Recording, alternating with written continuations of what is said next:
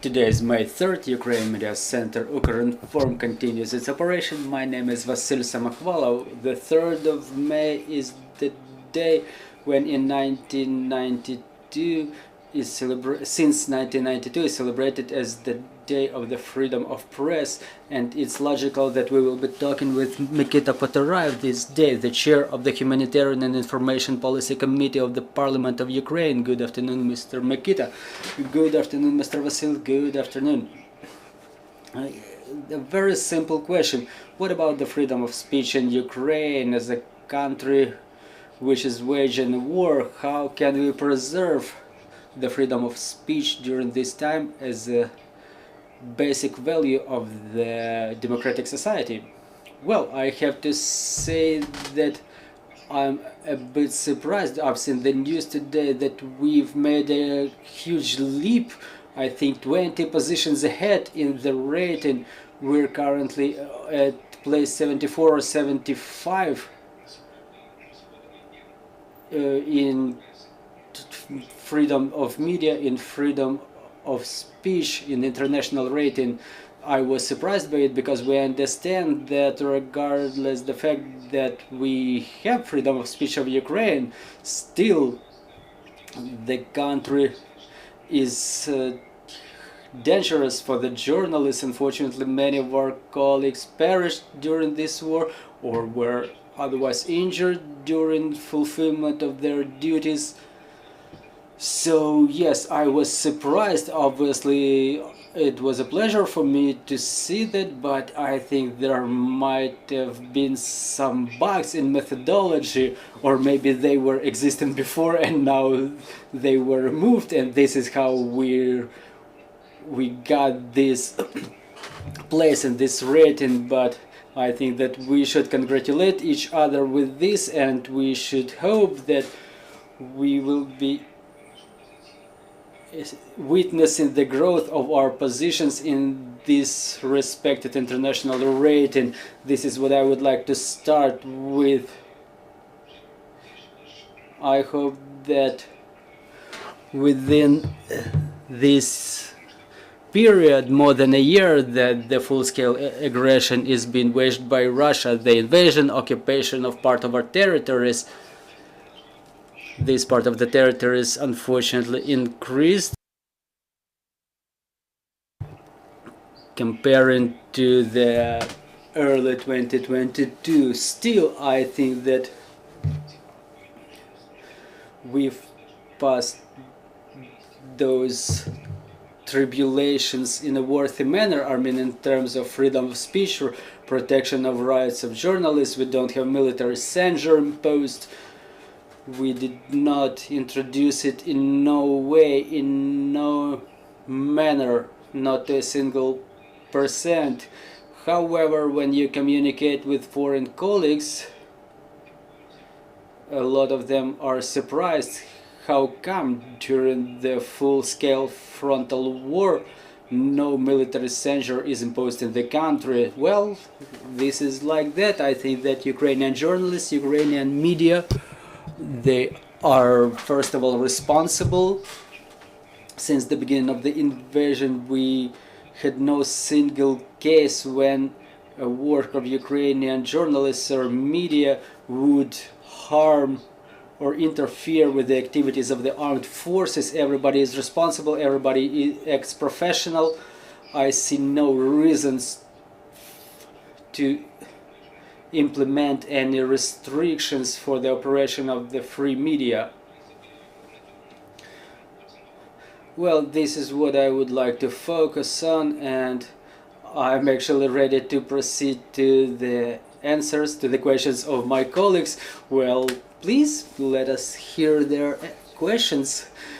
Good afternoon. Maria Shikrenko, Ukrinform. There was a round table in the community of the journalists, the presentation of the fact that journalists are one of the targets of Russian Federation in this war. So what I would like to hear from you is how to ensure the security of journalists and other persons who are involved in study or covering the war circumstances. Well, as to the shedding light on the war, for those who work in the front lines or in the adjacent area, it all depends on the execution of the rights, adherence to the instructions by the Ministry of Defense, those provided by the press officers of the military units, first of all brigades, who hold the line in different sections along the forward edge. So the journalists who work in the fields, in the front lines, they know it, but I would like to emphasize it for the rest, that the conditions, they may vary, and the rules to be abided by, they're different too. However, mostly they're general. They were developed by the Ministry of Defense, for what I know, with involvement of Ukrainian media representatives. I know that there is an ongoing discussion. Sometimes it becomes complicated because there are, so to say, two emphasis or two types of motivation. The journalists want to receive the freshest material possible, and at the same time they want to stay at the secure place. The military, who are in charge of the lives of every civilian, and it's not only about some foreign journalists, but it's about any journalist, any sound producer, cameraman, whoever. So they are in charge of the security. They want to keep those people alive, and sometimes it creates tension. I wouldn't say conflict, but I know that there is dialogue going on. Sometimes not as prompt and smooth as the media representatives would like it to be, but please remember that the military, they want to protect your life, the life of every civilian, including journalists and any media people. So treat it with respect, and obviously the journalists and media people, they have their own goals. They have to shed light on the war. They have to be at those places where it becomes dangerous. So we have to preserve this balance, and in this balance the joint work is being created. And getting back to your question, how to ensure the security to the maximum extent, the security of the journalists, of the media people, is to adhere to the rules, to be in constant cooperation with the military command, with the command of those units you are at or where you're going to be. There is an old saying, the rules, the traffic rules, they are written with blood, and it can be related even to bigger scale to the war. The rules of behavior of the journalists in the war, they are written with blood, unfortunately, including the blood of journalists. So this is why you have to work in accordance with those rules, and this would increase your chances to preserve your life. However, not to 100% scale. We all understand that it's a war.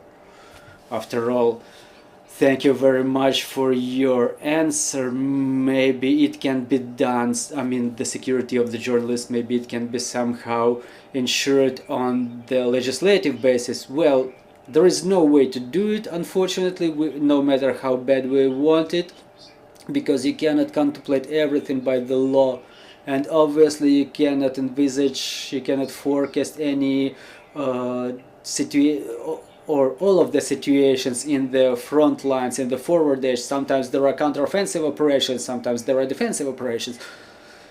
In some places the enemy uses one type of weapon, and in another section of the front line they apply something else.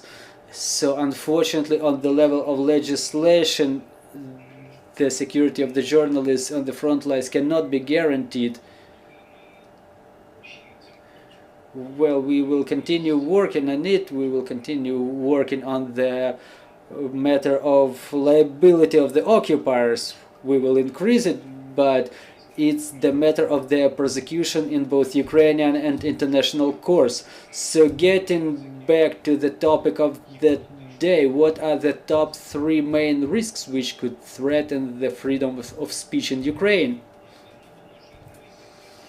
Well, I don't think that I will be able to find 3 such risks, but the first one is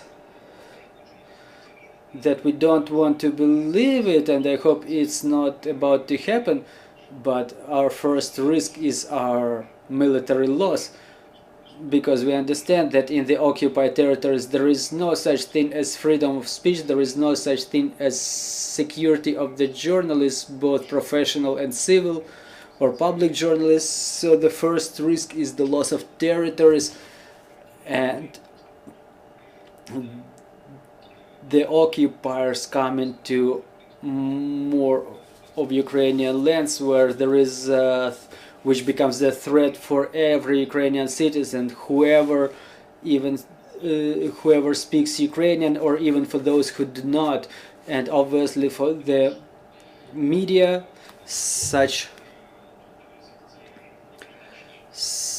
even for the media, such threats are bigger. And also I can say that regardless of the difficult situation with the Ukrainian media, they pass this difficult period in a quite difficult, but we are all confident that tomorrow will come. And as to the economic situation, it may be a risk, because we all understand that media should be making money. We are, in our conversations with our international partners, we bring up the issues of augmentation of the support, maybe target support to support Ukrainian media. Now we're getting financial support, but we think that this targeted support is not sufficient, unfortunately, for the time being. We think that it should be bigger. So it's the economic risk. As to the third risk, it's difficult to imagine something really in this regard. It's not so much of a risk, but rather the matter of rebuilding of Ukrainian media space. It's restructuring. It's related to a number of reasons. The share of Ukrainian YouTube, for example, growth. There is a number of Ukrainian citizens abroad, and they get united by Ukrainian YouTube. And I want to thank all the Ukrainian video bloggers who in fact created the full-fledged media. And this is how the Ukrainian citizens in any part of the globe, they have access to high quality Ukrainian content.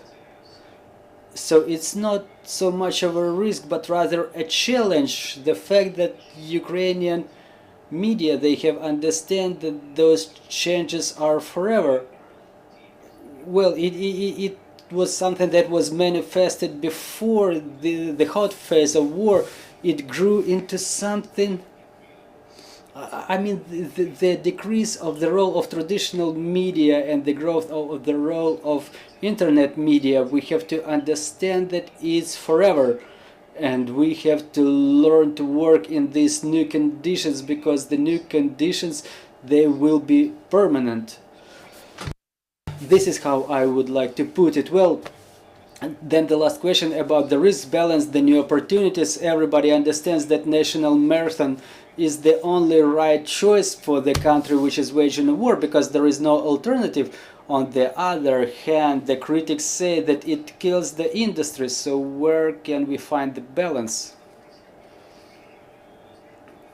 Well, I think the balance is found because the national channels, they switched on their, so to say, entertainment versions. We have the marathon, which is the main line. It's going on the majority of multiplex in digital broadcasting.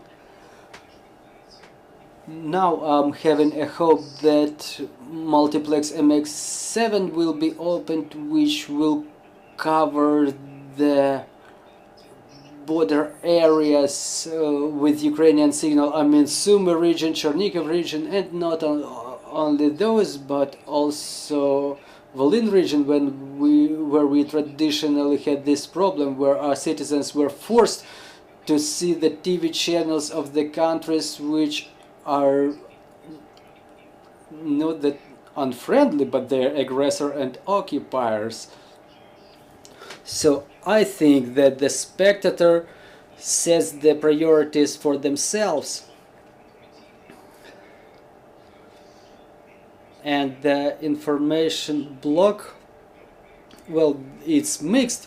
The marathon is being made by national public broadcaster. The Ministry of Culture and Information Policy is involved, and along with the commercial companies, I think that everything is clear. Now we have the entertainment broadcasting getting back on screen. We have alternative information channels that, due to a number of reasons, are not on the schedule, but they're on the satellite, they are in the networks.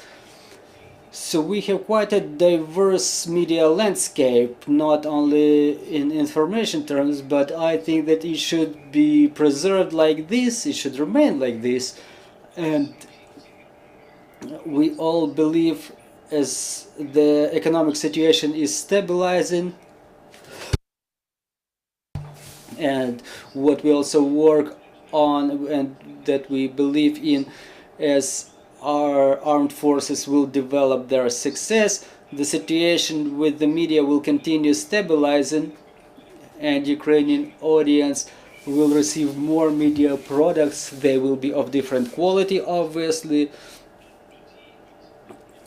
Well, before this phase of invasion, well, maybe we will not resume everything right afterwards, but there will be different products for different tastes. I think it's a normal process, and what we all should remember is that it's not only about demand, or it's only about demand. If the spectator sees that content, well, it maintains the life of the producer of that product. Those channels that have a lot of spectators, a lot of likes, the success is obvious, but it works. I mean, it's more visible in internet, but it's the same story for the traditional media. Internet is a huge platform, and it depends on the number of subscribers, and the traditional media, they work in the same way. They're very dependent on the audience. But the future of Ukrainian media is in the hands of Ukrainian spectators, listeners, Ukrainian citizens, and I'm sure this future can be or should be carefully described as good, because the demand for Ukrainian media product since the beginning of the full-scale invasion, it grew exponentially, it grew colossally. Well, we paid a huge price for that, this realization that we should consume the Ukrainian product, but well, it happened. So let's consume the Ukrainian media, and I hope that everything will be fine with Ukrainian media. Well, with trust in Ukrainian media and with hope in Ukrainian armed forces, we will be wrapping up. We were speaking with Nikita Poturaev about the freedom of speech, and our next briefing is just in a couple of minutes at 15:30. Our guest will be Yuri Sobolevsky, the first deputy head of Kherson Regional Council, and we will talk about the shelling of Kherson and 58-hour curfew. See you shortly.